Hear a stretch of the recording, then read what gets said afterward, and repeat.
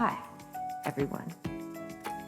AI is transforming job markets, necessitating reskilling and upskilling while raising ethical considerations for its implementation. Today's podcast is about AI and the future of work. Stay tuned and stay safe.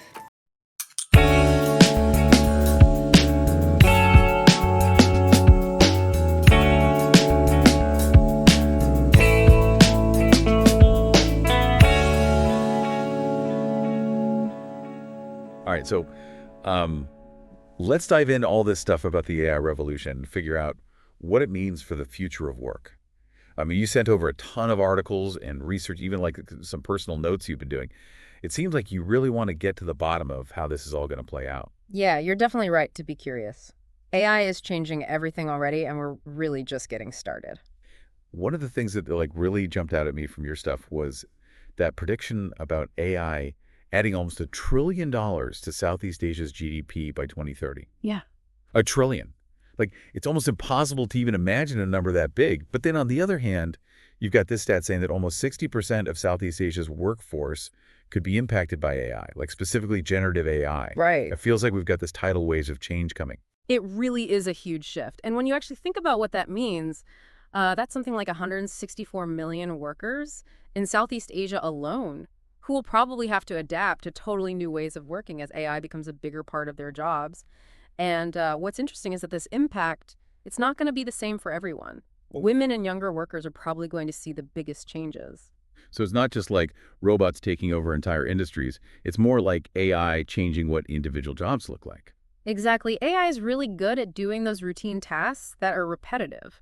So those are the jobs that are probably going to see the most automation. For example, Unilever, they put in place this AI-powered recruitment platform and ended up saving something like 70,000 person hours every year, just on interviews. Wow, that's incredible. It's so efficient. But it makes you wonder what happens to all the people whose jobs get automated. Yeah. I mean, one expert even said that AI won't take your job. It's somebody using AI that will take your job. It's kind of a scary thought. Yeah, it can be a little unsettling, but it shows how important it is to adapt and upskill. Because as AI takes over those routine jobs, the need for skills that AI can't do is going to explode. Things like critical thinking, problem-solving, creativity, those are things humans are so much better at. So it's almost like AI is forcing us to be more human in our work. Yeah, in a way. Yeah. That's right. And there's also a huge need for people who know how to actually work with AI, to develop it, to implement it responsibly. And that brings us to another key takeaway from the stuff you sent, the ethics of AI. Right, because AI is a tool. And like any tool, it can be used in ways that are good or bad. I noticed that you flagged a few examples where algorithms were showing bias, particularly in things like hiring and lending. Yeah, and that's a really big problem. If we aren't careful, AI could end up making existing inequalities even worse. One of the articles mentioned this Indonesian government initiative that's trying to train 9 million people in basic digital skills. I think that's a really positive step in the right direction. It makes you wonder.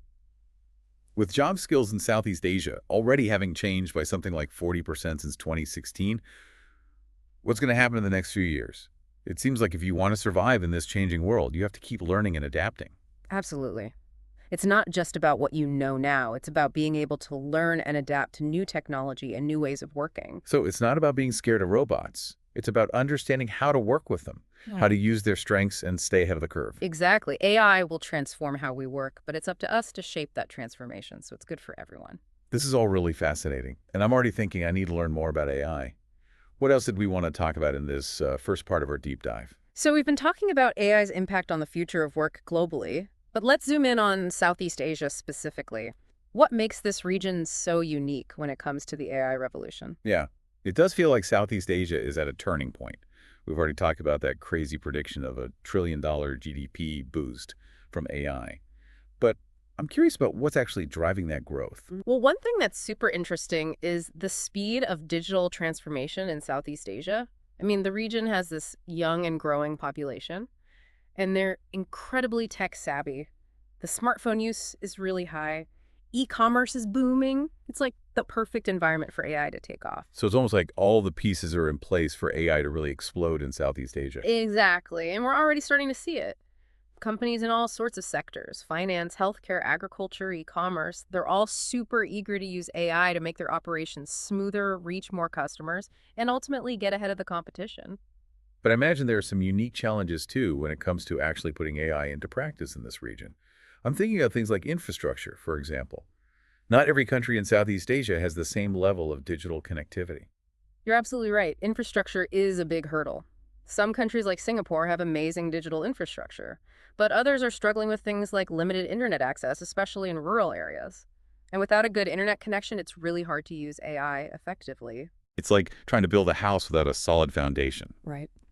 What about the people side of things? Do you have enough people with the skills to actually build and implement these AI systems? That's another major challenge, the talent gap.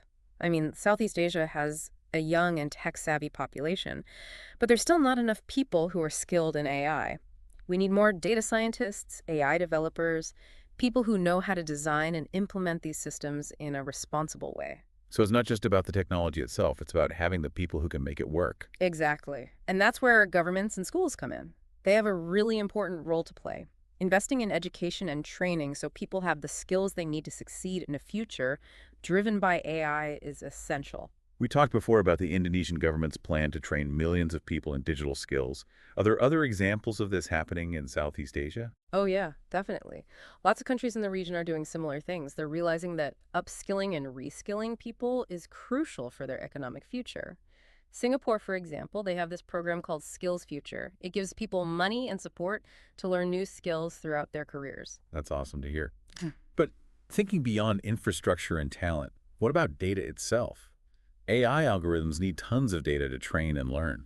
Is that a problem in Southeast Asia? It can be. A lot of organizations in the region don't have the infrastructure they need for data, or they have issues with data quality and access. And if you don't have good data, even the most advanced AI algorithms aren't going to work well. It's like trying to bake a cake without having all the ingredients. Yeah. Right. But even with these challenges, it sounds like there are also huge opportunities for AI to make a real positive impact in Southeast Asia. Can you give us some specific examples of how AI is being used for good in the region? One of the most exciting areas is healthcare. In Singapore, they're using AI to diagnose diseases like cancer earlier and more accurately, which means better treatment outcomes. And there are also some cool projects using AI to make healthcare more accessible in rural areas by connecting patients with doctors remotely through telemedicine. That's amazing. So AI can actually help to bridge that gap between urban and rural healthcare. Exactly. And it's not just healthcare. AI is also transforming agriculture in the region. For example, in Indonesia, there are AI-powered platforms that are helping farmers figure out the best ways to do things. By analyzing data on things like soil conditions, weather patterns, and crop yields, this means more productivity and sustainability, which is good for both farmers and people who buy their food. So AI has the potential to tackle some of the biggest social and economic issues in Southeast Asia. But what about the impact on individuals? How can people in this region get ready for a future where AI is a bigger and bigger part of their jobs?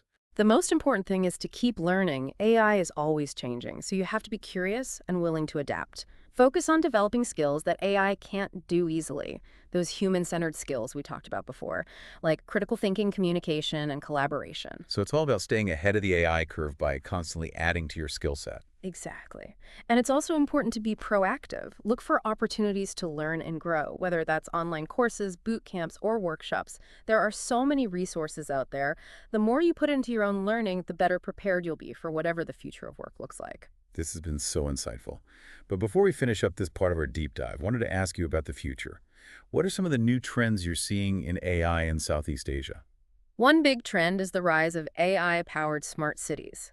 Countries like Singapore and Indonesia are putting a lot of money into developing this kind of infrastructure, using AI to optimize everything from traffic flow to how much energy is used. So it's like a city where AI helps make everything run more smoothly and efficiently? Exactly. And beyond smart cities, we're also going to see more and more AI being used in finance and e-commerce, creating personalized experiences for customers and boosting economic growth. The possibilities are really exciting. It's such a fascinating time to be watching how AI is changing Southeast Asia. This has been an amazing deep dive into AI and the future of work in Southeast Asia. But we can't forget about the ethical side of things. That's what we'll be exploring in the final part of our deep dive. So stay with us. Welcome back to our deep dive into AI and the future of work. It's been quite a journey, right? We've gone from the potential of AI to totally change Southeast Asia's economy to the real worries about people losing jobs and having to learn new skills. Yeah, it's been a lot to think about. One thing that I keep coming back to is that AI is a tool, And just like any tool, it can be used for good or for bad. That's where the whole idea of AI ethics comes in, right? Exactly. The technology on its own isn't good or bad, but how we develop it, how we use it, and the values we build into it, those are the things that decide whether AI will help humanity or lead to some bad stuff happening. I remember one article you sent talked about algorithmic transparency. What does that even mean? And why is it important? It's super important, especially now that AI systems are making more and more decisions that affect our lives. Algorithmic transparency basically means being able to see how AI systems come to their conclusions. We need to be able to trace the decision-making process and understand all the factors that went into it. So it's kind of like being able to peek inside the AI and see how it's making decisions. Exactly. And this is key to building trust in AI. If we don't know how decisions are made, it's hard to be sure that those decisions are fair, unbiased, and in line with our values. Makes sense. Are there any other ethical things we should be thinking about when it comes to the future of work in Southeast Asia? One that comes to mind is the possibility that AI could make existing inequalities worse. What if the benefits of AI mostly go to people who are already doing well? It could create a bigger gap between the rich and the poor. So it's not just about whether AI creates jobs or takes them away. It's also about how those jobs are spread out and who gets the opportunities that come with AI. Exactly. We need to be really careful that AI doesn't accidentally create a less equal society. Things like fair access to education and training and policies that make sure everyone benefits from AI are super important. It feels like we're in uncharted territory here. It's going to take a lot of thought and careful planning to handle all these ethical challenges. Yeah, for sure. But I'm also hopeful, I think, by having these conversations, by making people aware of the potential problems, and by working together to come up with ethical rules for AI, we can use AI to do good things. Okay, so let's switch gears for a minute. I'm thinking about our listener who's clearly really interested in all this AI stuff. What are some important things they should remember as they keep learning about this topic? I think the most important thing is to stay curious, keep learning, and be flexible. The world of AI is always changing, so being open to new things is essential. It's like AI is pushing us to be more human in our work, to focus on what makes us different from machines, like being creative, thinking critically, and understanding emotions. You got it. And don't be afraid to try new things. Play around with new tools and technologies. See how you can use AI to make your work better. That's great advice. Any last thoughts for our listener? Just this. The future of work isn't set in stone.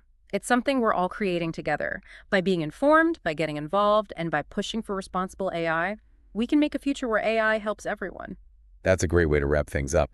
Thanks so much for joining us on this deep dive into AI and the future of work. It's been a really interesting journey, and we hope it's given you a lot to think about. It was my pleasure. And to our listener, keep exploring, keep learning, and keep shaping the future of work.